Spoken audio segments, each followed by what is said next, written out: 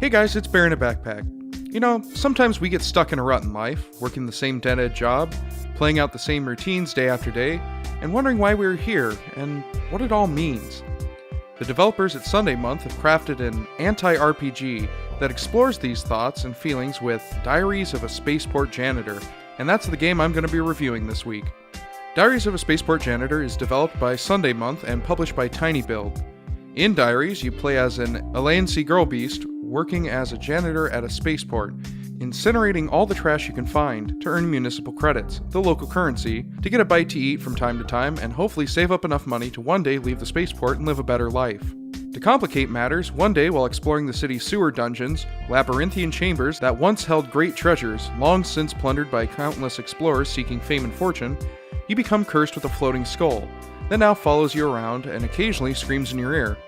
Eager to remove this terrible, terrible curse, you set out on a quest to rid yourself of the skull. While you look for a way to break the curse, well, an alien has to eat, right?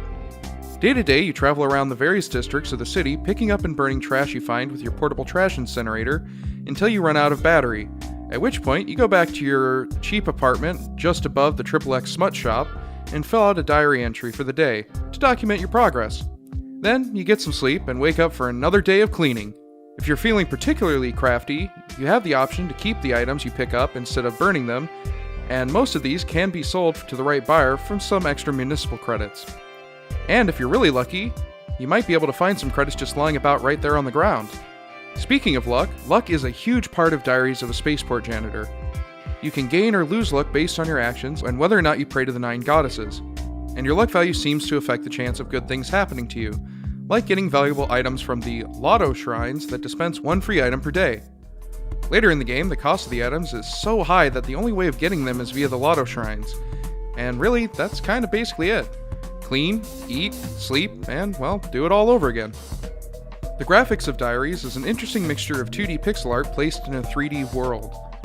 The characters remain pixelated and flat while you navigate a 3D city. The city itself is filled to the brim with weird and interesting creatures, and can be a bit visually overstimulating at first, tending to allow you to get lost easily until you become accustomed to the city. Luckily, critical features of the cityscape like food kiosks, gender shift stands, and lotto shrines are relatively easy to pick out from the mass of vibrant colors and neon signs that surround them. I personally am a big fan of the nautical theme for all of the different vehicles, like the whale ships or the horseshoe crab buses.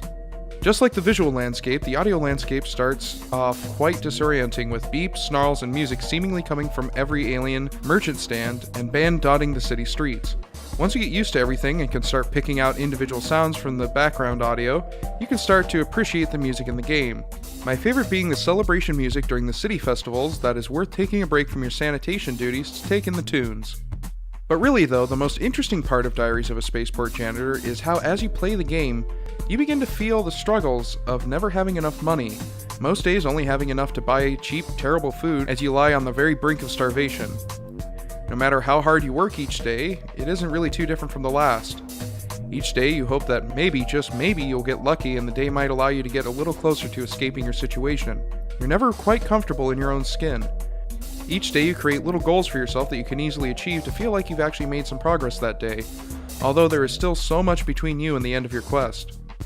All you can do is take it in, one day at a time, and, well, hope for tomorrow to be better than today. Wow, that got pretty deep. Well, now that we've all had a second to ponder life and appreciate just how meta the game really is, let's get to the ratings. For gameplay, I give it 4 out of 10. For story, 8 out of 10. Sound, 6 out of 10. Graphics, 6 out of 10. And content for cost, 6 out of 10. Overall, Diaries of a Spaceport Janitor gets a total rating of 6 out of 10. If you feel like experiencing your very own existential crisis, you can buy Diaries of a Spaceport Janitor on Steam. Well guys, that's it for this review. If you like this review, please leave a like or comment down below, and if you really like what I'm doing here, please feel free to subscribe. That way you'll keep up to date with what I'm doing, and you'll get to see more reviews like this one. Thanks for listening guys, see you next time.